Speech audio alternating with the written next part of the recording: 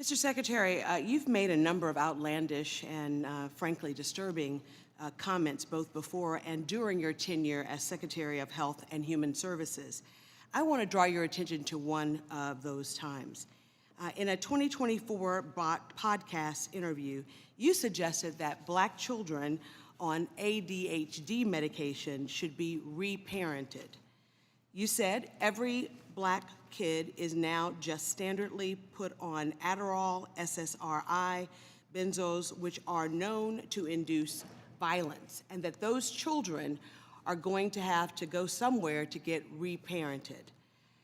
There is a lot to unpack in that comment. I know that you've already answered several of the questions I was going to ask, and so I'm just going to rephrase them.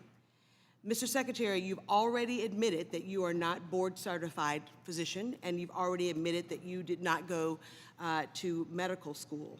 Have you ever reparented, or parented, I should say, a Black child? I don't even know what that phrase means, and I doubt that I said it. Just a yes or no answer. I doubt that I said that phrase. You No, absolutely I'm not said going to answer something that I didn't say. You absolutely said it.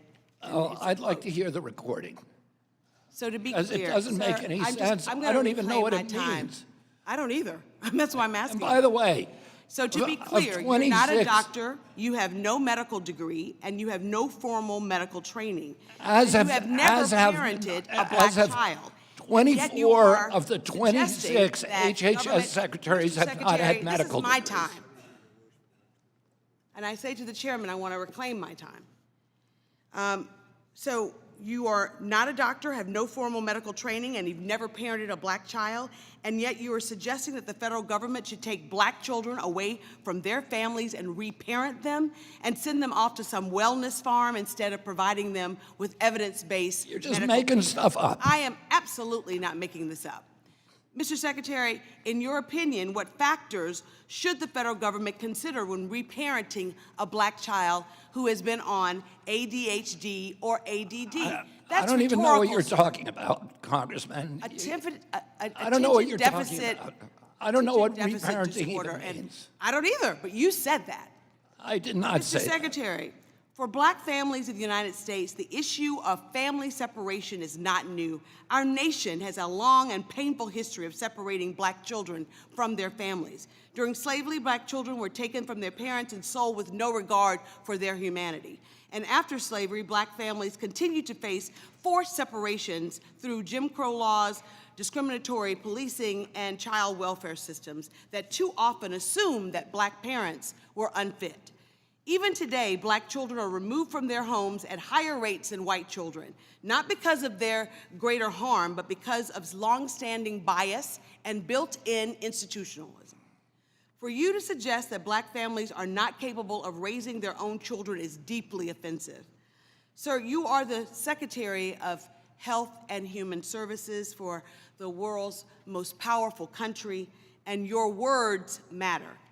When you suggest that reparenting Black children, when you sow doubt about the safety of vaccines, and when you promote unproven statements that have no basis in science, you endanger the lives of everyone across this nation.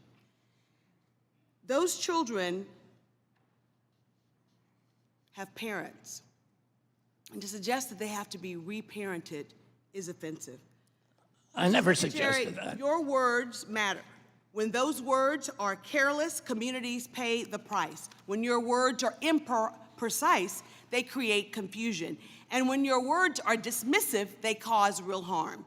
So you don't have the pleasure, because of your position, to speak first and think later.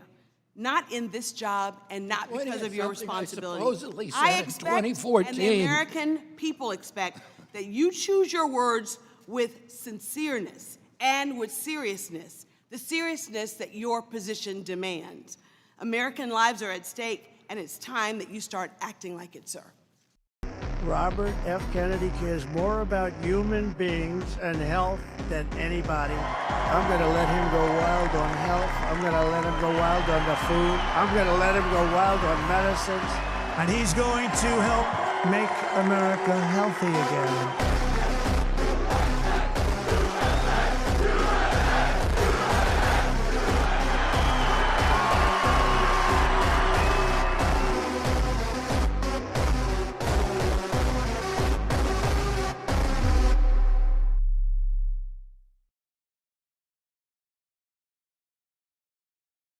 The story of Kennedy and Trump has changed the course of history forever.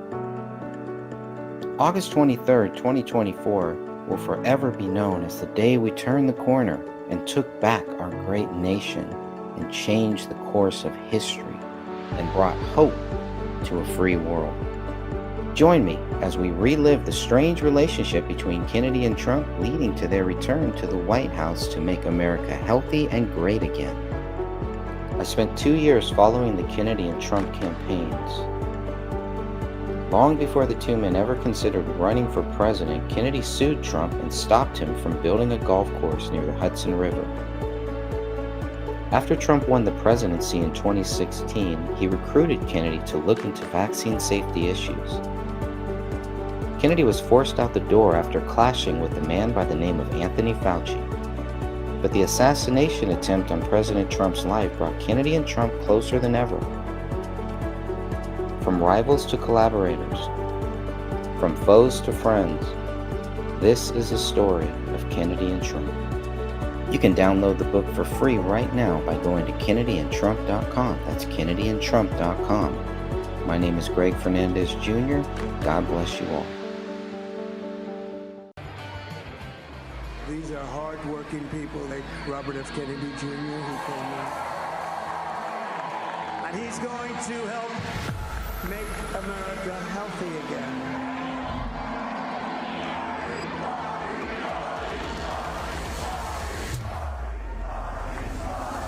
Are you supportive of these onesies?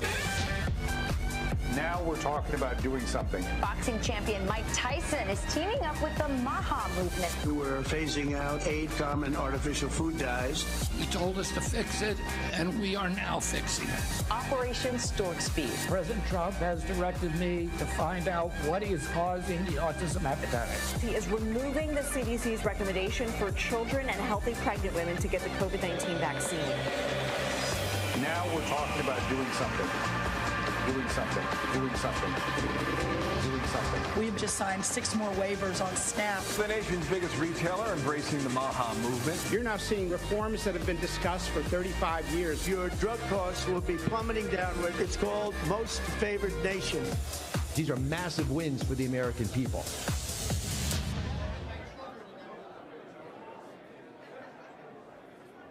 My sister's name was Denise. She died of obesity at 25. She had a heart attack. I was so fat and nasty. I would eat anything. I was like 345 pounds. A quart of ice cream every hour. I had so much self-hate when I was like that. I just wanted to kill myself. We're the most powerful country in the world, and we have the most obese, fudgy people. Something has to be done about processed food in this country.